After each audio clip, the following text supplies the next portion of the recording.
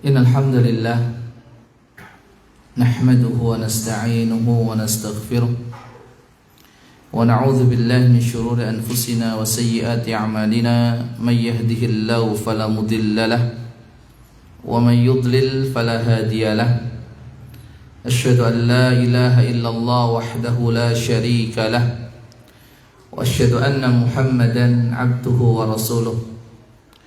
Ya ayyuhalladzina amanu taqullaha haqqa tuqatih wa la tamutunna illa wa antum muslimun. Ya ayyuhan nasu taqu rabbakumul ladzi khalaqakum min nafsin wahidah wa khalaqa minha zawjaha wa batha minhuma rijalan katsiran wa nisaa'a wattaqullaha alladzi tasaaluna bihi wal arham innallaha kana 'alaikum raqiba. Ya ayyuhalladzina amanu taqullaha wa qulu qalan sadida yuslih lakum a'malakum wa yaghfir lakum dhunubakum wa may yuti'illaha wa rasulahu faqad faza fawzan 'azima. Amma ba'd, fa nasaqal hadithi kitabullah wa khairal huda huda Muhammadin sallallahu alaihi wa ala alihi wa sallam wa syarrul umuri muhdatsatuha wa kullu muhdatsatin bid'ah wa kullu bid'atin dhalalah wa kullu dhalalatin finnar. Masyarul muslimin muslimat, hadirin hadirat rahimani Allahu wa iyyakum jami'an.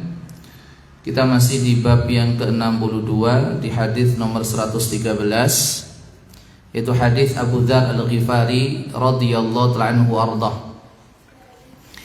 Bab yang ke-62 ini berkaitan dengan anjuran untuk memasak masakan dengan diperbanyak airnya, dengan diperbanyak kuahnya, kemudian dibagi-bagi kepada tetangga. Babu yukthiru ma'al maraqi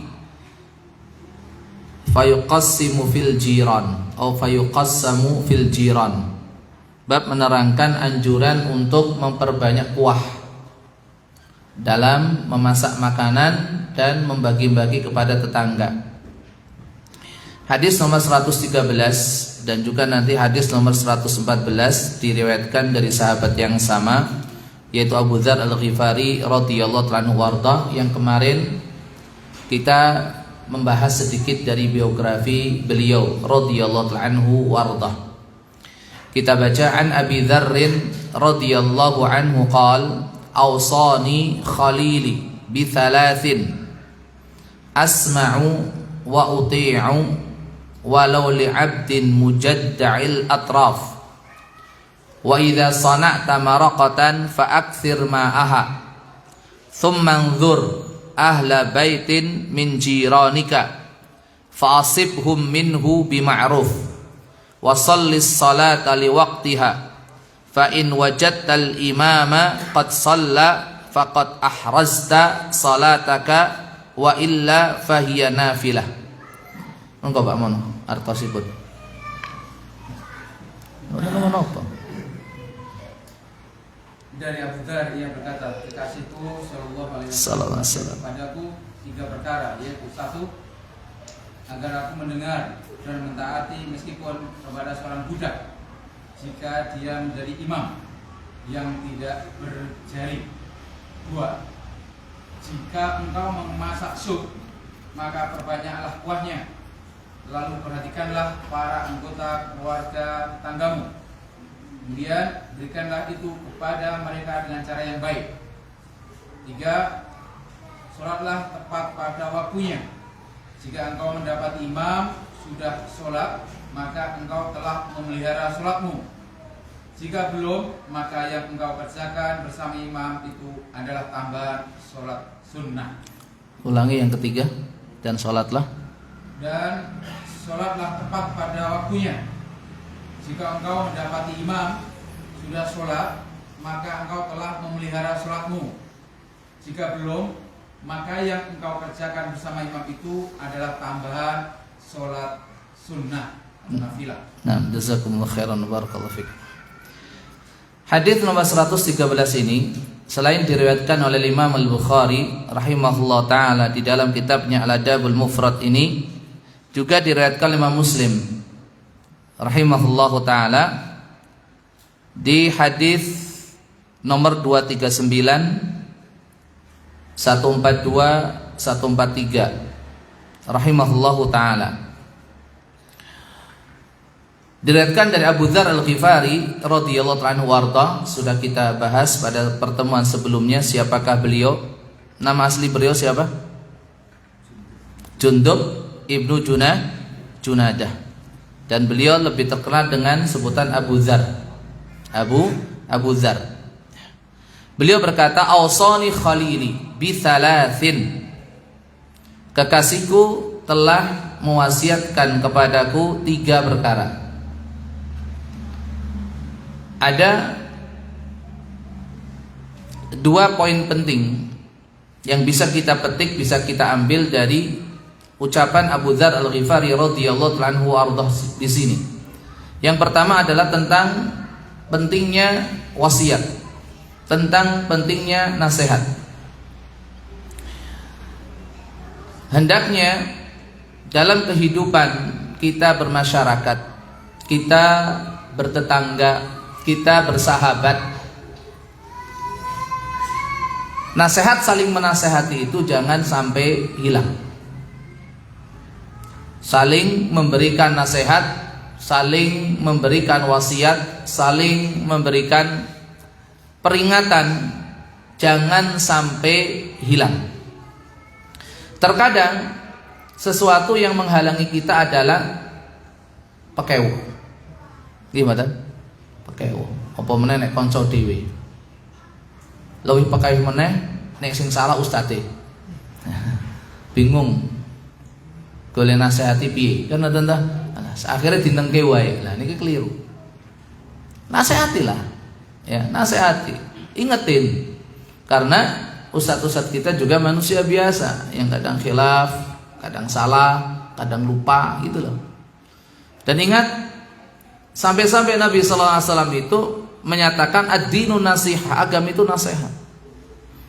Ya, seolah-olah semua agama itu adalah nasihat.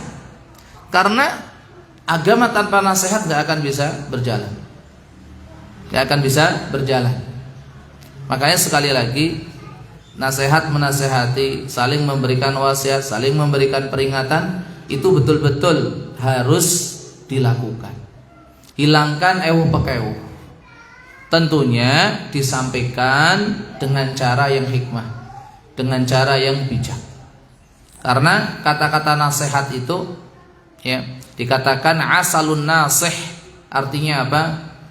Madu yang murni, bersih dari segala kotoran. Ini, makanya nasihat itu hendaknya diberikan dengan penuh kasih sayang, diberikan dengan penuh perhatian, disampaikan dengan kata-kata yang sopan, yang santun, dengan sikap yang bijak, bukan dalam rangka menyalahkan, memojokkan, bukan dalam rangka mencibir ataupun menjelek-jelekan, apalagi menghinakan, tidak, tapi semata-mata adalah untuk kebaikan bersama, untuk kebaikan bersama. Kebaikan yang memberikan nasihat sebagai iqamatul hujjah, ya, sebagai iqamatul hujjah, ibra'ud zimmah, untuk menghilangkan melepaskan diri dari tanggung jawab. Dan yang kedua juga untuk kebaikan orang yang diberikan nasihat biar tidak terus-menerus berada di atas kesalahan atau melakukan kekeliruan. Itu semua untuk maslahat, ya, untuk kebaikan bersama. Bukan hanya untuk orang yang diberi nasihat saja, tapi bagi kita juga yang memberikan nasihat sebagai iqamatul hujjah dan sebagai bentuk perhatian kita kepada sesama muslim dan sebagai hak saudara kita atas diri kita. Ini pentingnya nasihat, pentingnya memberikan nasihat dan juga wasiat. Kemudian, karena wasiat ini ataupun nasihat ini merupakan hak saudara kita yang harus kita tunaikan, tidak selayaknya, tidak seharusnya bagi kita apabila melihat saudara kita, apabila melihat tetangga kita, apabila melihat sahabat dan teman kita melakukan kesalahan, kita diam saja. Kita diam saja. Itu tidak layak untuk dilakukan. Ya, nasihati, ya, ingetin. Kemudian yang kedua, Abu Dzar Al-Ghifari radhiyallahu anhu warda menyebut Nabi sallallahu alaihi wasallam dengan sebutan Khalili, kekasihku. Kekasihku. Ada dua poin penting di sini. Yang pertama adalah bahwa darajatul khullah, derajat kekasih, ya, orang yang dicintai, itu yang paling tinggi adalah derajat al-khalil atau al-khullah. Kemudian di bawahnya baru al-mahabbah atau al-habib. Al-habib atau hibb. Makanya Nabi SAW disebut oleh Abu Dzar Al-Ghifari radhiyallahu anhu warda, dan bukan hanya beliau saja.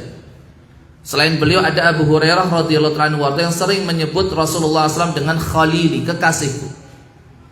Karena itu lebih tinggi daripada Habibullah. Ya, makanya ketika seseorang memanggil Rasulullah SAW dengan sebutan Habibullah, itu artinya menaikkan derajat beliau ataupun menurunkan? Menurunkan atau menaikkan derajat Rasulullah SAW? Menurunkan. Ya, menurunkan. Rasulullah SAW itu Khalilullah. Khalilullah. Sebagaimana Nabi Ibrahim alaihi salatu wassalam juga Khalilullah. Disebutkan dalam sebuah hadis di mana Rasulullah sallallahu alaihi wasallam bersabda,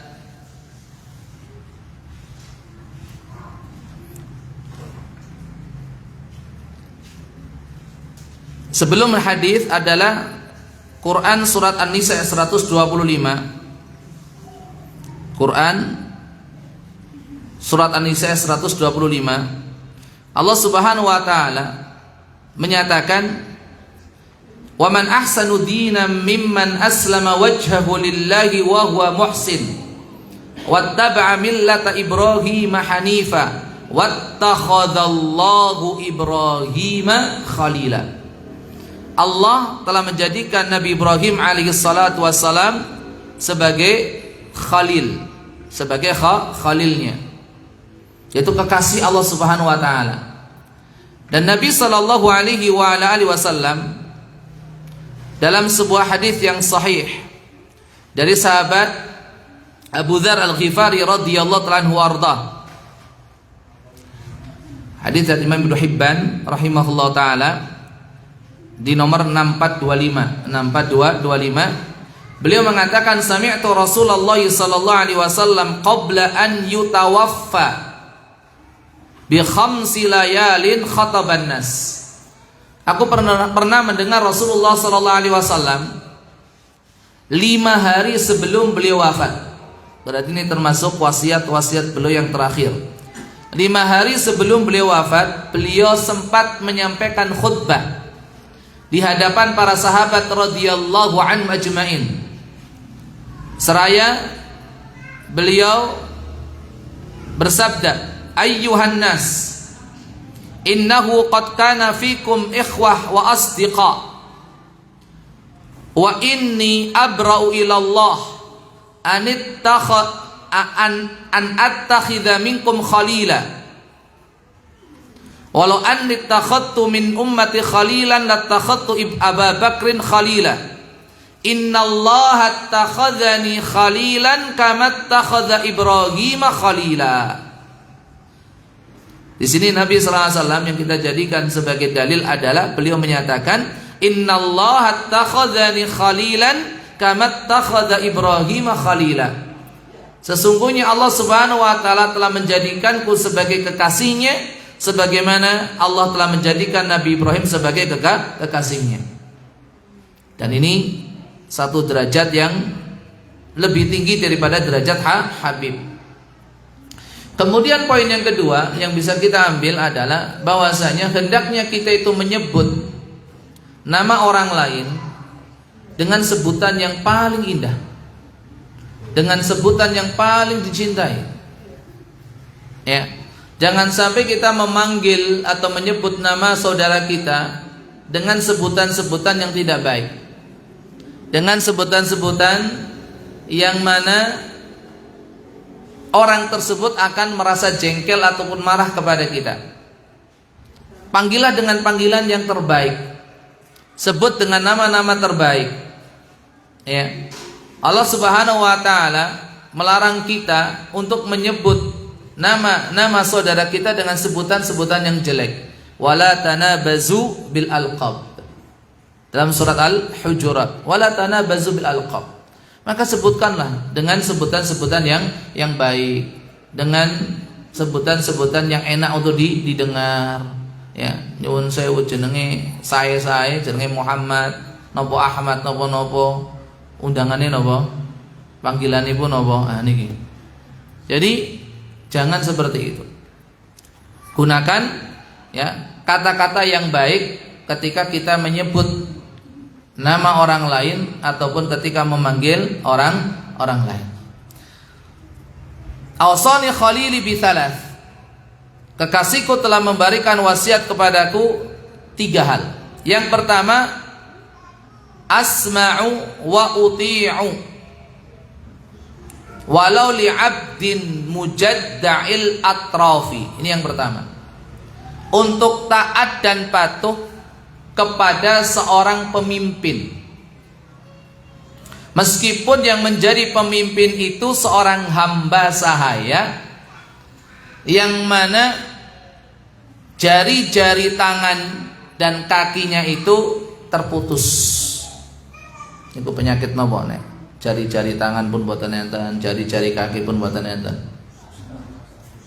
Kusta, nggih pokoknya ngaten. Pun boten enten driji-drijinipun.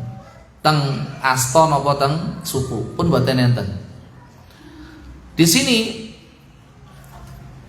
ada beberapa faedah yang bisa kita ambil. Yang pertama adalah perintah untuk taat dan patuh kepada pemimpin, kepada pemerintah.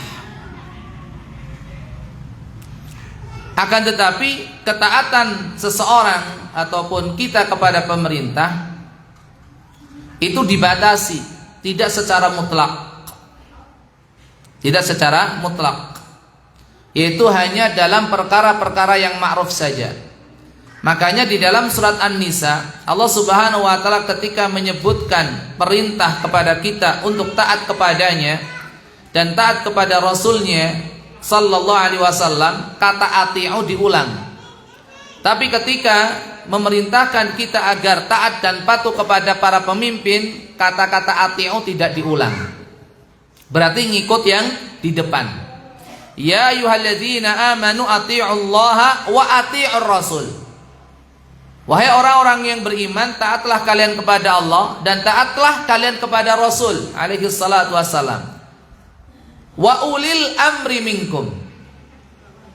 Ketika menyebutkan wa ulil amri minkum, kata ati'u tidak diulang kembali. Kenapa? Karena ketaatan kepada ulil amri, kepada pemerintah, kepada penguasa ataupun kepada ulama itu tergantung. Tergantung apa? Tergantung sejauh mana isi perintah itu. Seandainya itu sesuai dengan apa yang Allah Subhanahu wa taala firmankan dan sesuai dengan apa yang Rasulullah SAW sabdakan, maka taati. Kalau seandainya tidak, ternyata itu melanggar aturan Allah atau melanggar sunnah Rasulullah sallallahu alaihi wasallam, maka tidak boleh taat. La ta'ata li makhluqin fi maksiatil khaliq. La ta'ata, tidak boleh taat li makhluqin kepada seorang makhluk pun, siapapun dia. Fi ta'atil khaliq, dalam rangka fi maksiatil khaliq, dalam rangka berbuat maksiat kepada Allah Subhanahu wa taala. Makanya sekali lagi ikhwatul Islam wa khatifiddin rahimani Allah wa ikum jami'an, kita harus memilah dan memilih dalam hal apa kita taat kepada pemimpin. Ya, kalau seandainya itu bertentangan dengan agama kita, maka kita harus menolaknya. Maka kita harus menolaknya dengan sopan, dengan santun, dengan bijak. Kita tidak boleh mentaatinya. Tapi kalau seandainya itu tidak ada perintahnya dari Allah, tidak ada perintahnya dari Rasulullah SAW, dan juga tidak ada larangan dari Allah dan juga larangan dari Rasulullah SAW, maka hukumnya adalah perkara mubah dan menjadi wajib karena kita diperintah untuk mentaati pemerintah. Kalau dalam perkara yang mubah, perkaranya mubah tapi itu adalah aturan pemerintah, maka menjadi wajib karena kita diwajibkan taat kepada pemerintah. Karena tidaklah aturan-aturan itu dibuat kecuali untuk kemaslahatan bersama, untuk kebaikan bersama. Maka salah besar ketika seseorang tidak taat kepada pemerintah. Alasannya ini gak ada dalilnya, gak ada perintahnya dari Allah Subhanahu wa taala,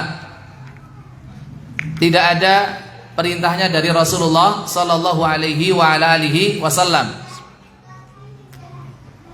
Menjadi perkara yang mubah, tapi karena itu ada perintah untuk mentaati pemerintah, maka menjadi wajib karena ada perintah untuk taat kepada pemerintah. Ini yang pertama. Kemudian yang kedua, ketaatan kita kepada pemerintah, itu kita lakukan sesuai dengan kemampuan kita. Lawang kita melaksanakan perintah Allah dan perintah Rasulullah SAW saja sesuai dengan kemampuan, maka kita pun melaksanakannya sesuai dengan kemampuan.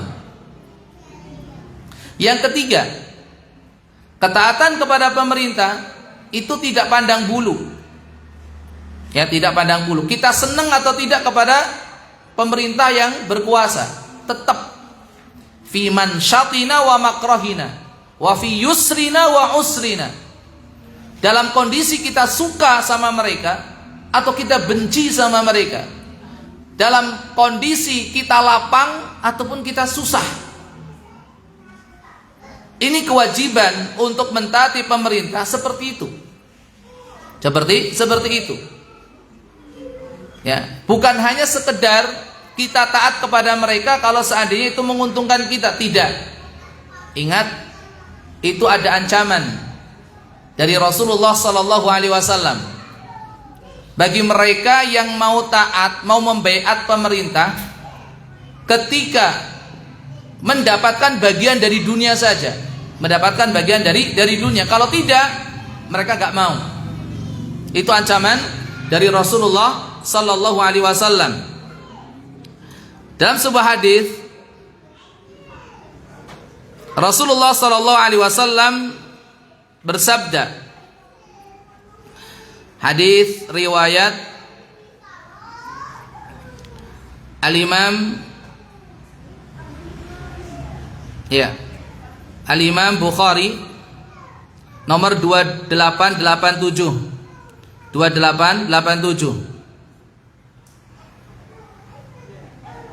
Bentar, bukan yang ini. Nabi sallallahu alaihi wasallam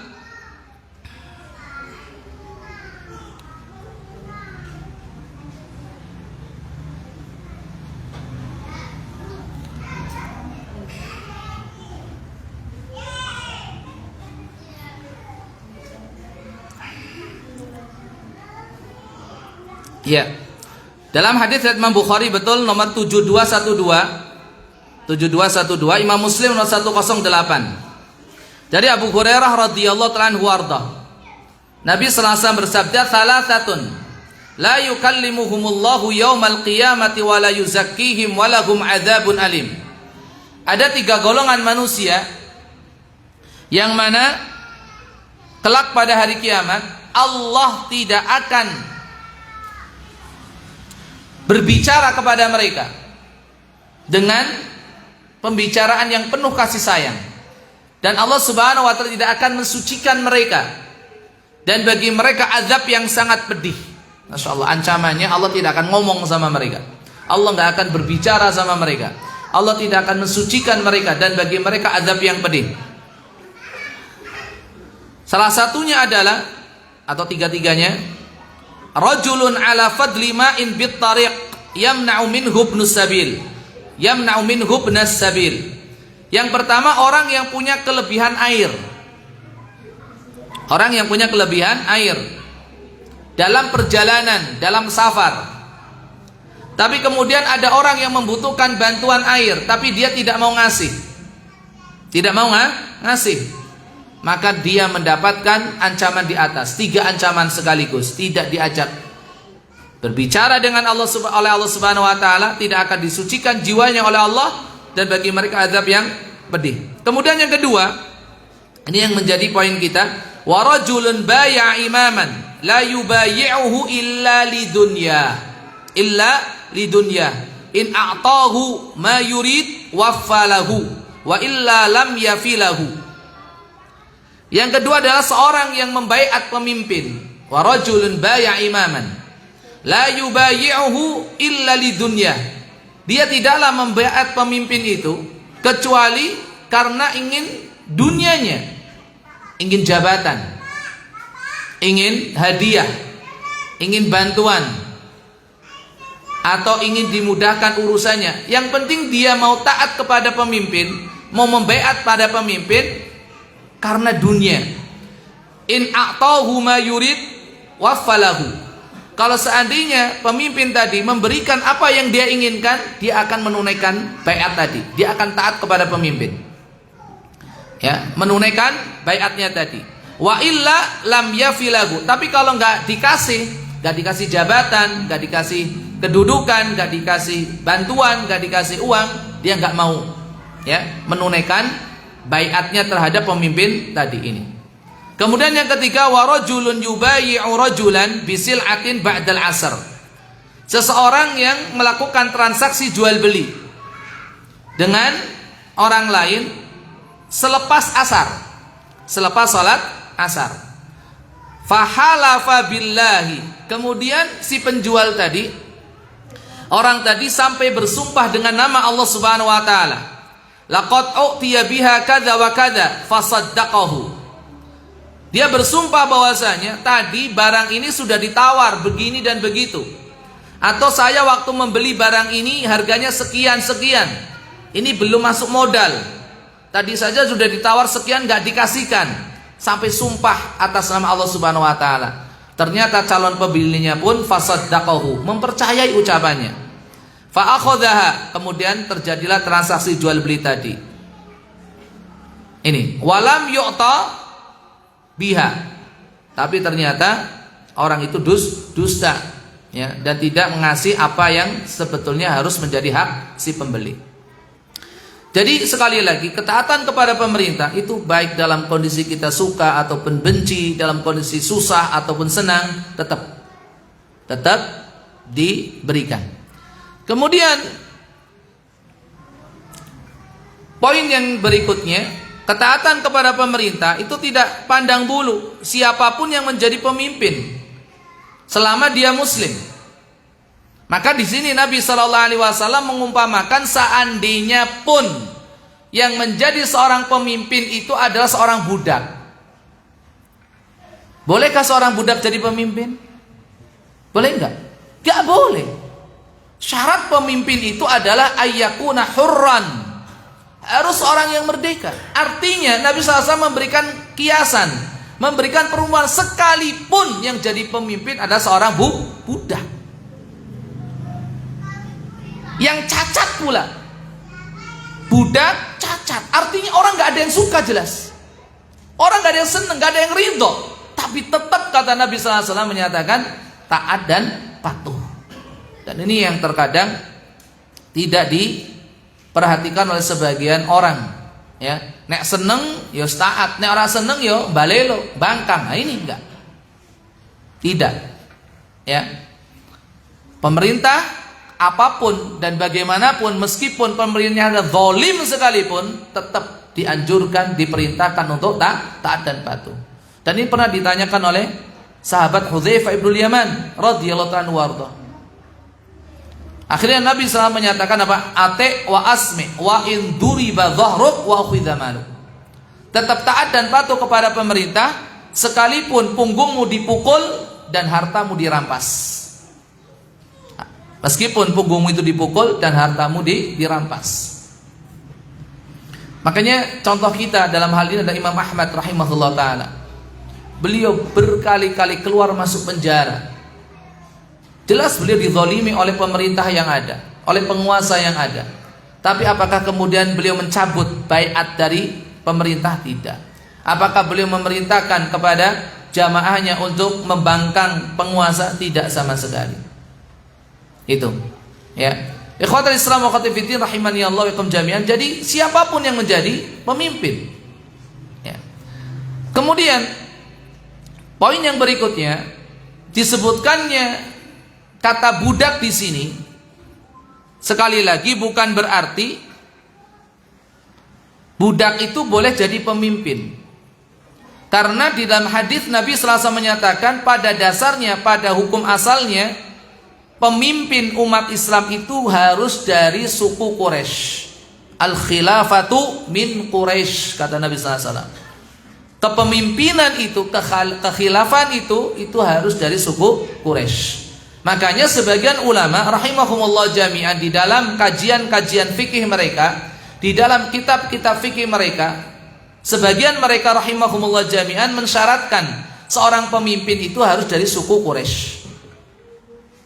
Seorang pemimpin itu harus dari suku Quraisy. Meskipun sebagian ulama yang lain tidak. Ya. Kemudian dari kata-kata abdun mujadda'ul atraf, ini lepas dari masalah ketaatan kepada pemerintah.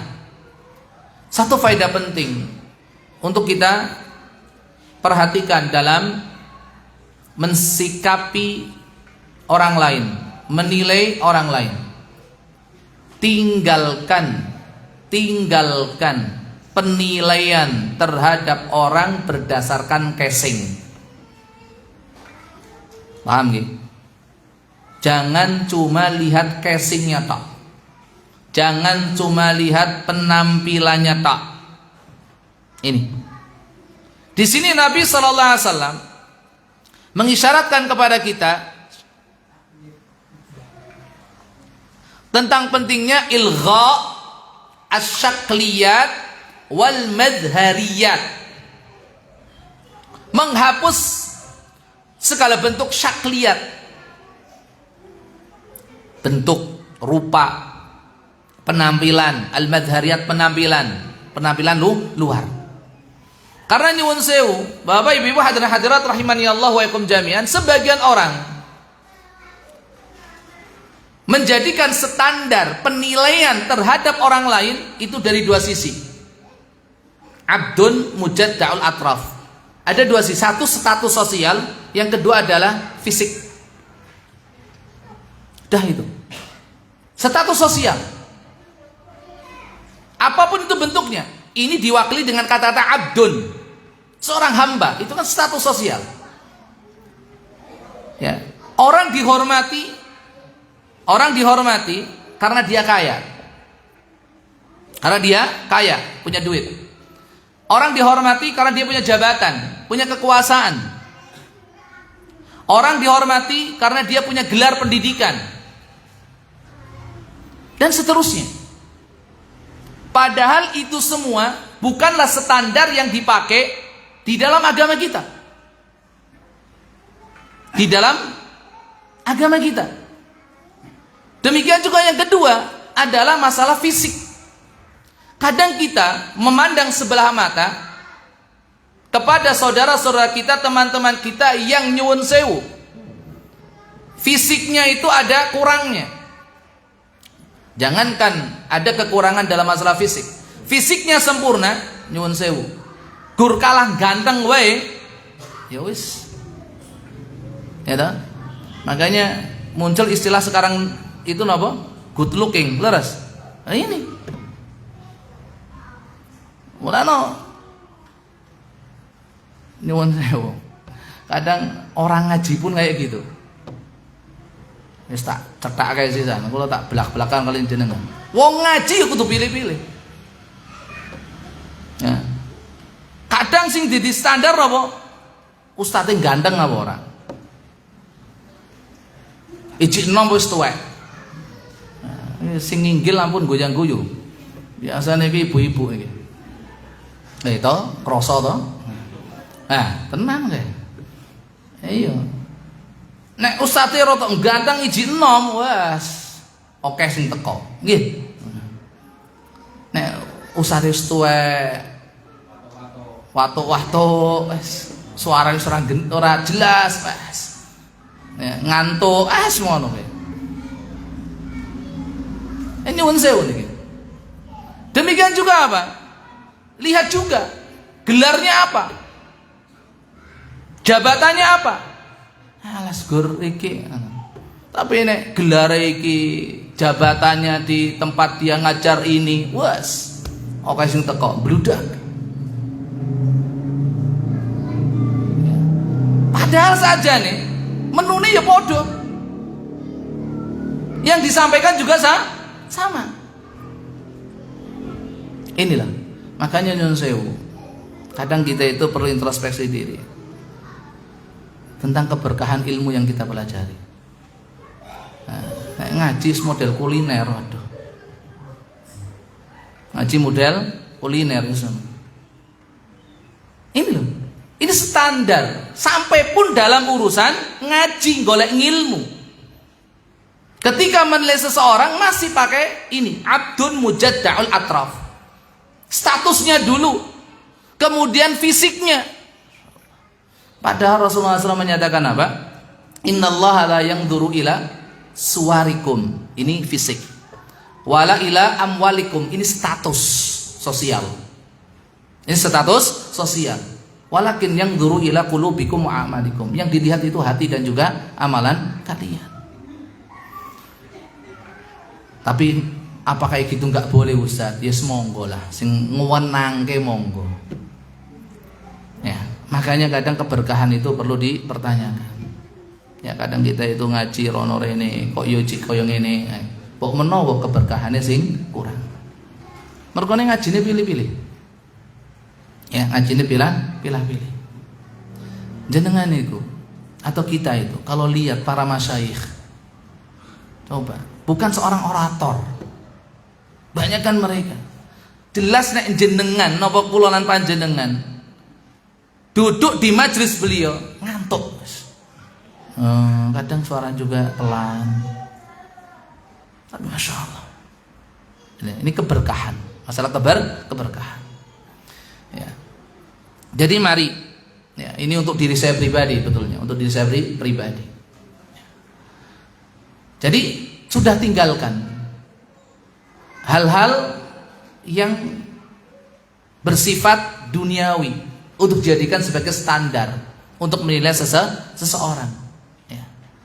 Kadang sebagian orang juga karena sekarang kayak gitu, nyuwun sewu mohon maaf, akhirnya untuk menaikkan grade terfitnah juga. Aku iki kudu sekolah meneh ben enek tambahan huruf nek ditulis rada dawa, rada mentereng ngono. Terfitnah juga sebagian orang akhirnya. Kenapa? Jamaah yang kayak gitu. Ya. Akhirnya terfitnah. Aku kok nek ora ndang sekolah meneh, ora kon ngisi pengajian meneh, nek kula kebenaran malah. Alhamdulillah sudah banyak yang ngisi kan gitu kan? Saya itu malah kebenaran, alhamdulillah sudah banyak yang bantu. Kayak negeri leren sinau meneh. Ya, murojaah lagi, baca buku lagi kan ngono penak. Jadi kadang juga terfitnah.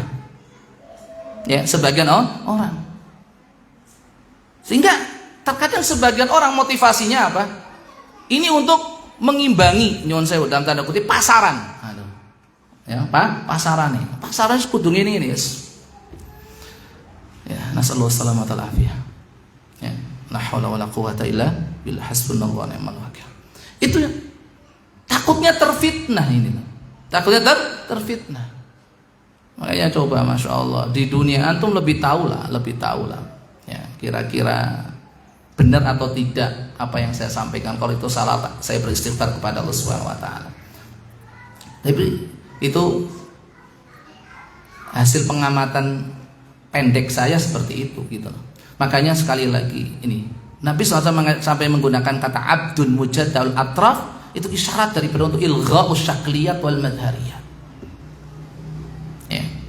Karena sekali lagi gelar itu bukan sebuah ukuran tentang keilmuan seseorang. Itu harus sepakat. Itu sepakat orang-orang sepakat.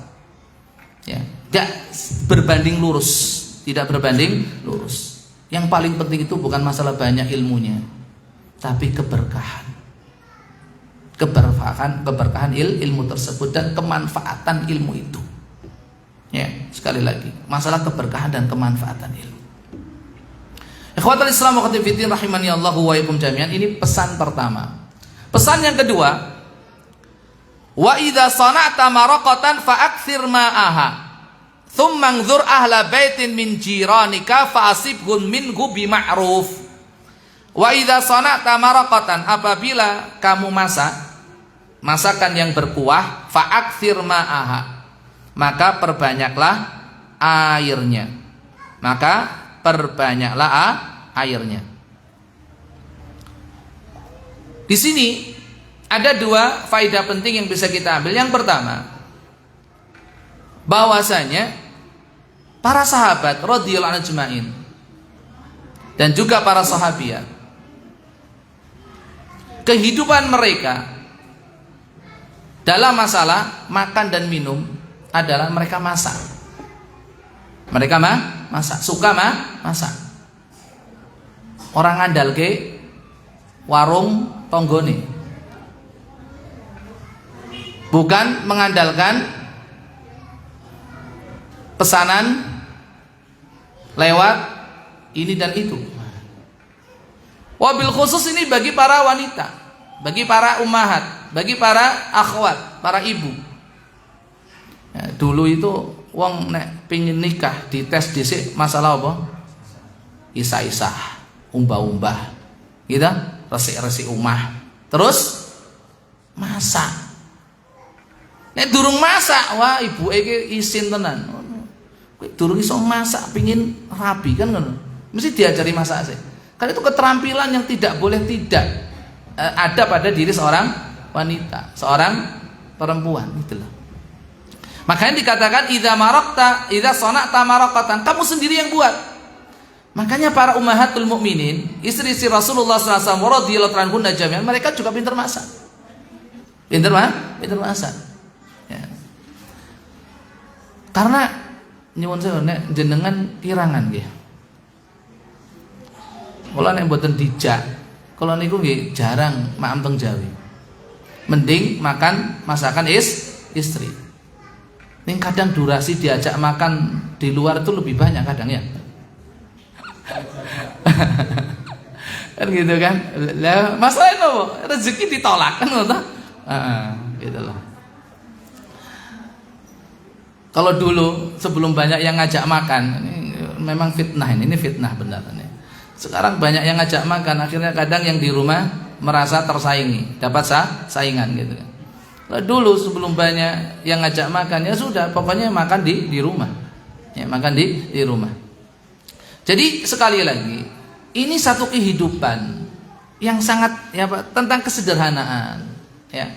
Jauh dari kemewahan. Yang dimasak itu aja apa? Marokotan. Marokotan yaitu masakan yang berkuah. Maka faedah yang kedua, poin yang kedua adalah tentang keutamaan masak yang berair, yang berkuah. Ya. Jadi kadang kita kan dimarahin sama istri kita. Mosok nek mangan kok mesti garingan, ngerti ta? Garingan. Mbok yo sekali-kali ben seger awake. Makan makanan yang berkuah gitu loh. Makanan-makanan yang berkuah. Karena makanan yang berkuah dari dulu, ya karena apa? Ngirit. Bahannya mungkin sedikit, sing penting dibanyakin airnya. Dan ini metode mbah-mbah kita kok. Orang tua kita kan dulu gitu kan. Sing penting oke, duduhe kan gitu kan. Nah, biasa nih kalau nasi sudah kasih duduk, meskipun nasinya sedikit kan mekrok, ya, melar, akan cepet warak kan gitu. Terus ya cepet nelene, ora kesuwen kan gitu kan. Itulah itu kita alami sendiri kok. Dan kita lihat sendiri bagaimana makanan berkuah itu memang banyak fungsinya, banyak manfaatnya. Makanya Nabi SAW berpesan untuk masakan yang berkuah untuk apa? Dibanyakin airnya. Dibanyakin airnya. Yang ketiga, satu lagi. Kadang muncul begitu saja. Yang ketiga yaitu apa? Nabi SAW memberikan contoh makanan yang berkuah, masakan yang berkuah. Ini biar bisa dipraktekkan bukan hanya oleh orang-orang kaya.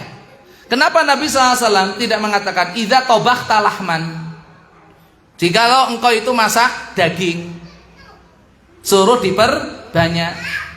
Nanti alasan, wah aku urung iso tuku daging kok. Nek ora korban ya ora mangan daging kok, mosok sedekah karo tanggane, mosok bagi-bagi ora tanggane. Ben ora enak alasan. Agar semua orang itu mampu dan bisa untuk mengamalkan ya akhlak bertetangga yang baik ini. Ora enak alasan wis. Meskipun gur sayur, ya saya tuku sayuran ya. Berapa ya ben rada enek mambu-mambune tuku tetelan. Kan ngono to? Nah, nek ora tetelan ora kuat yo ceker kan ngono to. Nah, dibagi-bagikan wis. Iki ambune ambu apa jane aroma daging sapi, ning kok daging ora eneng. Gur gua ambu-ambu tok. Gitu kan? Mbah-mbah kita dulu kan gitu kan.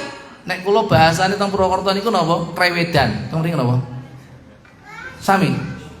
Boten nggih. Nggih kok krewedan. Niku napa? Nggih tetelan niku. Napa cacah-cacahan niku sing anu. Kadang yo enek sandung lamure ya, seneng yo enek gaji ngoten niku krewedan kan kula amin. Jadi nek pengin rada ambu-ambu rasa daging sithik ya tumbaske niku paling seprapat cemplungke ben go aroma. Kan ngoten to? Itu loh. Ini tujuannya apa? Biar semua orang itu bisa mempraktekkan hadis ini. Mulane dicontohke sanes napa? Apabila Anda masak daging, lah nek daging kan yo mikir sik.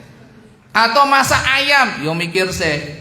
Kan gitu kan? Artinya yang semua orang itu bisa melakukannya dan bisa mengamalkannya. Lihatlah Rasulullah SAW.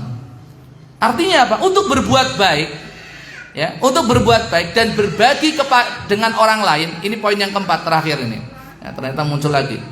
Kita jangan menyepelekan, ya, jangan apa? Jangan sok wah gitu loh. Jangan terlalu tinggi standar kita. Yang biasa-biasa saja yang kita bisa mampu untuk melaksanakannya. Ya, yang bisa kita melaksanakannya. Jadi wong sedekah ki ora kudu sugih sik. Gimana? Gitu loh. Belum tentu harus kaya dulu. Saanee. Dan jangan pernah sepelekan hal yang kecil.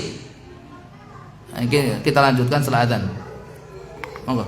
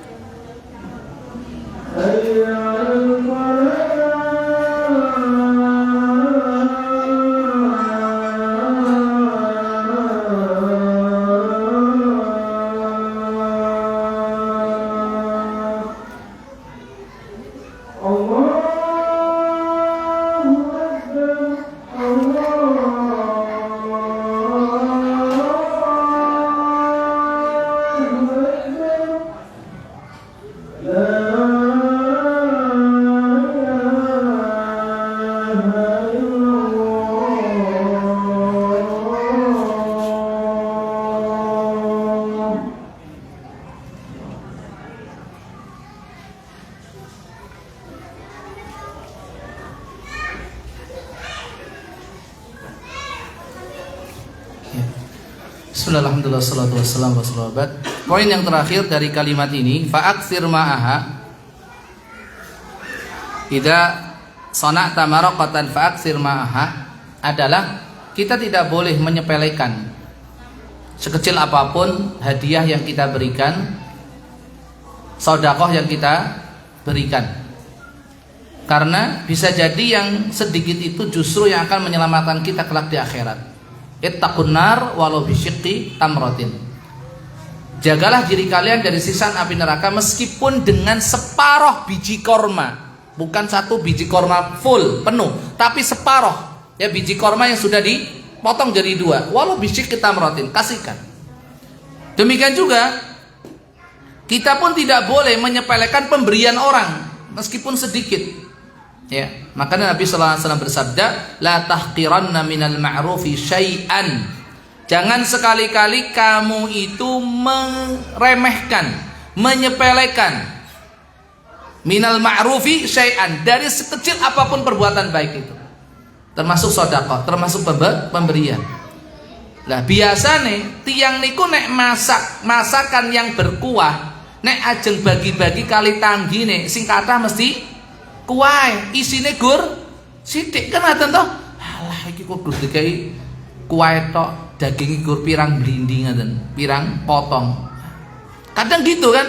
Jangan. Ya, tidak diperbolehkan. Kemudian apa? Tsummanzur ahla baitin min jiranika fasibhum minhu bima'ruf. Kemudian lihatlah rumah-rumah tetanggamu, rumah-rumah tetanggamu, dan bagikanlah kepada mereka dari makanan yang kamu masak dengan ma'ruf, dengan cara yang ma'ruf. Dari sini ada beberapa poin yang bisa kita ambil. Yang pertama adalah perhatian Islam terhadap tetangga. Perhatian Islam terhadap tetangga, di mana kita diperintahkan melalui hadis ini untuk betul-betul memperhatikan kanan, kiri, depan, belakang rumah kita, tetangga-tetangga kita ketika kita masak. Ketika kita masak, jangan kita menyakiti mereka hanya dengan bau asap makanannya saja. Apa suara yang membuat mereka itu terganggu dengan suara tadi? Ya, mungkin gak ada asap, gak ada bau masakan, tapi anak-anak teriak-teriak rebutan daging. Nah, tonggone krungu. Nah, ini juga. Jangan ganggu mereka, jangan sakiti mereka dengan masakan yang kita masak, dengan makanan yang kita konsumsi. Bagikan kepada mereka. Sedikit yang diberikan semoga itu barokah dan bermanfaat buat mereka. Ini sebisa mungkin. Kadang awake dhewe nek mboten akikohan apa mboten enten acara napa jarang bagi-bagi makanan ke kanan kiri, nggih mboten? Dan ini adalah ajaran nenek moyang kita dulu. Makanya saya teringat betul pesan, jangan kamu pagari rumahmu dengan tembok besi, ning pagari nganggo mangkok.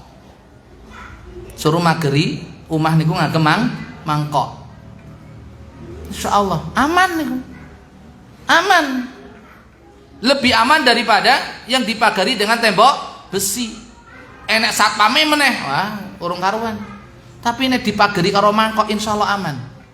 Karena satpam kita itu tidak hitungan, tidak terbilang, banyak sekali. Ya tetangga-tetangga kita satpamnya. Rumah mau ditinggal kosong kayak apa, insya Allah banyak yang jaga. Karena apa? Mangkok-mangkok kita bertebaran di kanan, kiri, depan, belakang rumah kita. Sehingga kata yang kang boten wangsul, gitu. Pagari dengan mangkok.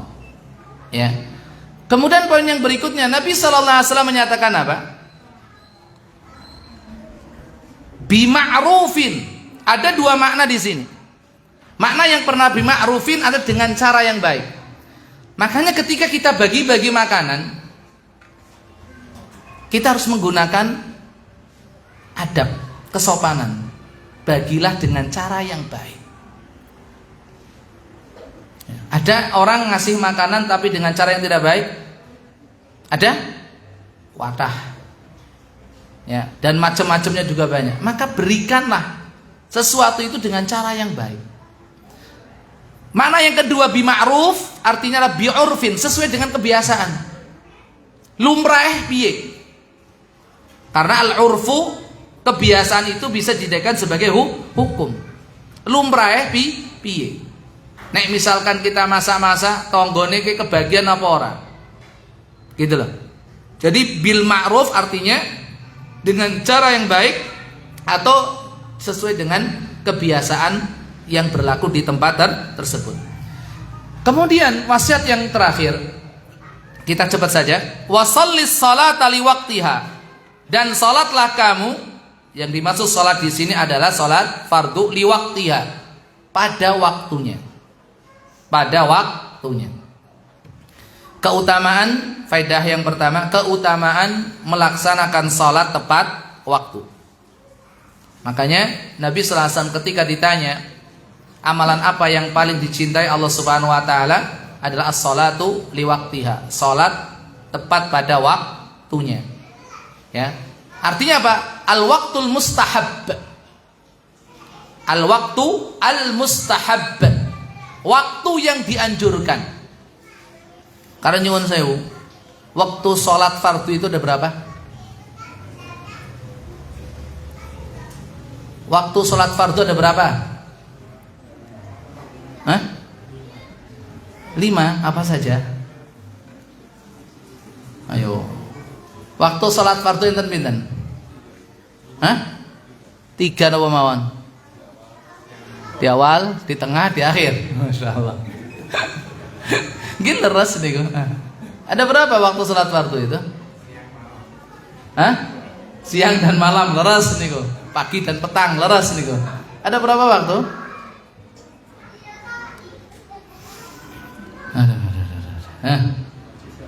Ada berapa waktu?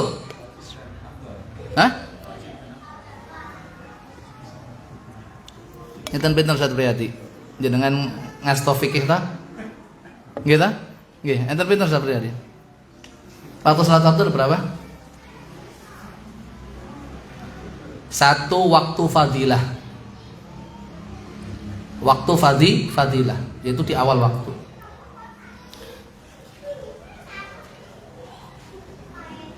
Yang selanjutnya jenengan terus ke dewe. Tanyakan sama Ustaz Fikih, Ustaz Priyadi. 1 waktu fadilah, artinya yang paling utama, yaitu di awal waktu. Kemudian yang kedua waktu al-ikhtiyar. Waktu al-ikhtiyar, yaitu waktu yang pilihan. Maksudnya itulah waktunya dan kita bisa memilih. Bukan waktu pilihan yang utama, enggak, waktu al-ikhtiyar. Kemudian yang ketiga adalah waktul karohah, waktu yang dimakruhkan. Ya. Kemudian ada waktu darurah, ada waktu darurat. Itu secara umum. Dan masing-masing sebetulnya ada yang punya 4, ada yang punya 5. Tapi secara umum ada 4 tadi. Waktu fadilah, waktu ikhtiyar, waktu karohah, dan waktu darurah. Adapun perinciannya, ini bukan waktunya untuk menjelaskan, untuk malah rantai. Ya, nanti insya Allah kalau ada waktu, ada waktu. Saya ingin menyelesaikan ini. Jadi yang pertama adalah keutamaan salat pada waktunya, yaitu di awal waktu itu waktu fadilah, yaitu waktu fadilah. Kemudian wa in wajadtal imama qad shalla faqad ahrasta salataka wa illa fahiya nafilah. Dan apabila engkau dapat imam sudah melaksanakan salat, maka engkau telah melaksanakan salatmu, mendapatkan salatmu, itu karena salat di awal waktu. Wa illa fahiya nafilah. Kalau enggak, berarti kamu salat lagi bersama imam dan salatmu itu ada sebagai tambahan. Salat fardu yang kamu lakukan bersama imam itu adalah salat tambahan. Kenapa muncul? Ya, kenapa muncul hadis Nabi Shallallahu Alaihi Wasallam yang demikian ini? Karena Rasulullah Shallallahu Alaihi Wasallam, ya, Nabi Shallallahu Alaihi Wasallam sudah memberikan nubuat kepada kita. Ya. Bahwasanya kelak di akhir zaman akan muncul para pemimpin, para penguasa yang suka mengakhirkan waktu sholat. Disebutkan dalam hadis Abu Dzar Al-Ghifari radhiyallahu anhu warḍah. Beliau berkata, qala li Rasulullah sallallahu alaihi wasallam. Aku pernah diberitahu oleh Rasulullah sallallahu alaihi wasallam. Dipun ngendikani dening Rasulullah sallallahu alaihi wasallam. Isinipun apa?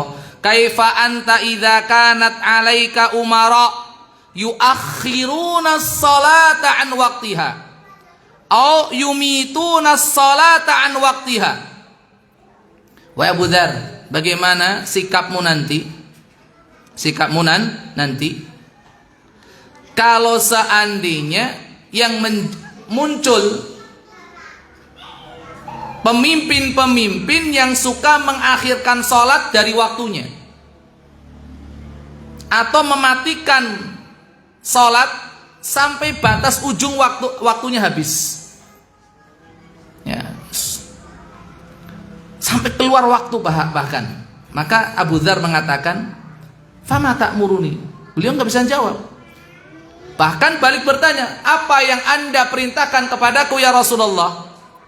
Nabi SAW menyatakan, shollis sholata liwaktiha.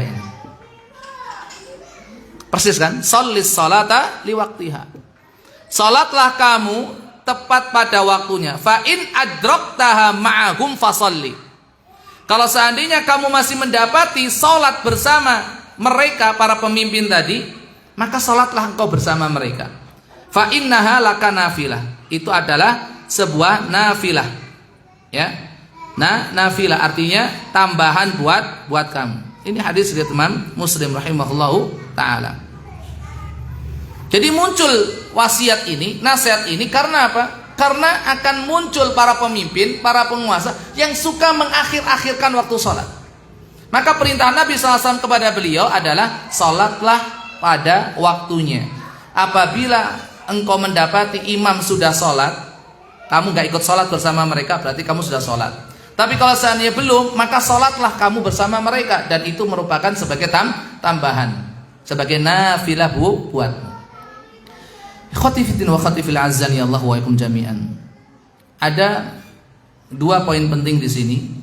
Ya, yang pertama adalah tentang pentingnya sholat berjamaah. Tetap harus dijaga sholat berjamaah. Sekalipun imamnya itu, pemimpin itu, penguasa itu suka mengakhirkan waktu sholat, tetap ikut sholat. Tapi kan mereka sholatnya nek wis keri Zat, sudah mepet waktu Zat. Iya, tetap sholat jamaah bersama mereka. Tapi tadi tetap harus sholat di awal waktu. Kalau kebiasaan, kalau kebiasaan suka mengakhirkan waktu sholat, hampir sholat waktunya itu habis. Ini tentang perintah untuk tetap menjaga sholat berjamaah.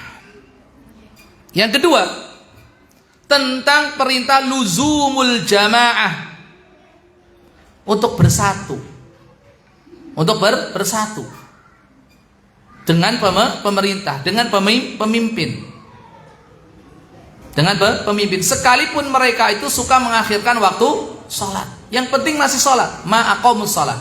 Yang penting mereka masih menegakkan sholat. Kemudian poin yang terakhir, yang ketiga, nggak banyak-banyak, yaitu apa?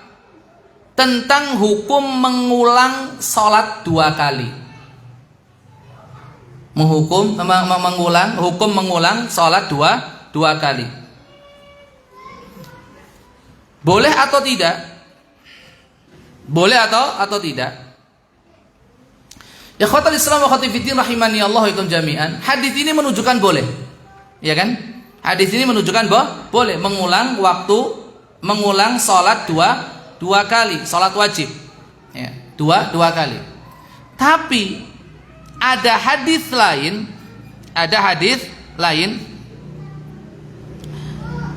dari Khalid ibnu Aiman al-Mu'afiri Khalid ibnu Aiman al-Mu'afiri rahimahullah ta'ala, beliau berkata, kana ahlul awali yusalluna fi manazilihim. Orang-orang yang tinggal di dataran-dataran tinggi, mereka itu sering melakukan salat di rumah-rumah ataupun di kampung-kampung mereka terlebih dahulu. Kemudian apa? Wa yusalluna ma'an nabiy sallallahu alaihi wasallam. Kemudian mereka ketika turun, ya, mereka salat lagi bersama Rasulullah sallallahu alaihi wasallam. Fanahahum Rasulullah sallallahu alaihi wasallam. Maka Rasulullah sallallahu alaihi wasallam itu melarang mereka untuk melakukan ayyu'idus salata fi yaumin marratain. Melarang untuk mengulangi salat 2 kali dalam sehari. Jadi salatnya dua kali terus. Ini hadis ini riwayat Imam At-Tahawi dalam kitabnya Syarah Ma'anil Athar nomor 1881.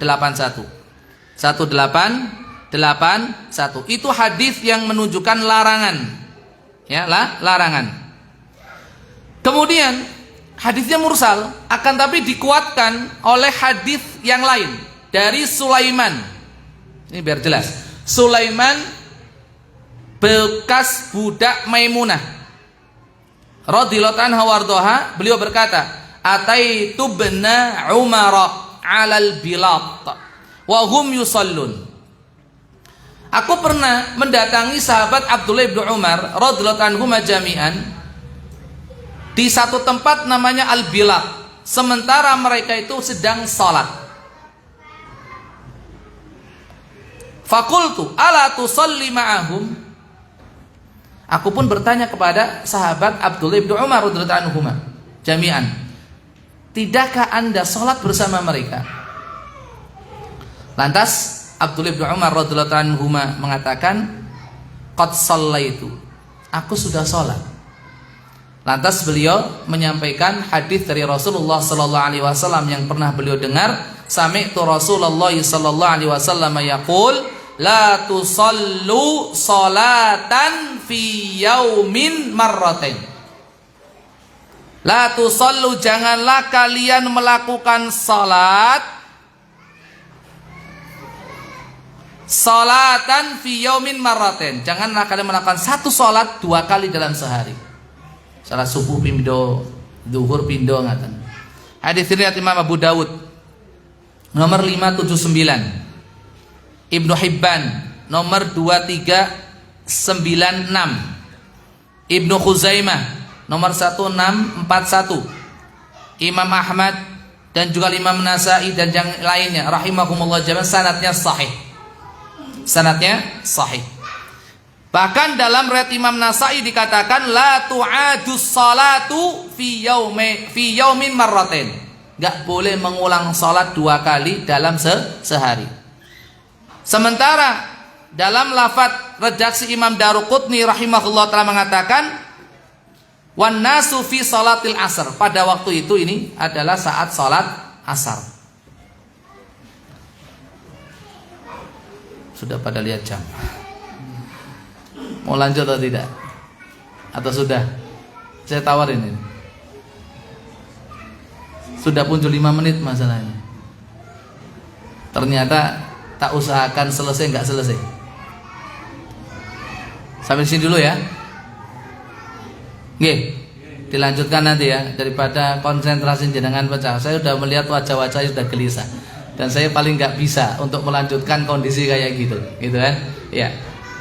Pokoknya bagaimana kita menggabungkan antara hadis-hadis ini? Kira-kira boleh nggak sih mengulang sholat fardu 2 kali dalam sehari? Ya. Kalaupun seandainya boleh, sholat apa saja dan alasannya apa saja? Kalau seandainya boleh, ya, nanti insya Allah kita bahas pada pertemuan yang akan datang. Semoga Allah berikan kemudahan dan keberkahan. Ini saja yang bisa kita bahas dan kita kaji. Mohon maaf atas segala kekurangan. Kebenaran semata dari Allah Subhanahu Wa Taala. Kesalahan kekurangan berasal dari kelemahan pribadi saya. Semoga Allah Subhanahu Wa Taala mengampuninya dan sudi kiranya hadirin hadirat semua untuk memaafkannya. Aku qouli hadza subhanaka wa bihamdika asyhadu an la ilaha illa anta astaghfiruka wa atubu ilaik. Assalamualaikum warahmatullahi wabarakatuh.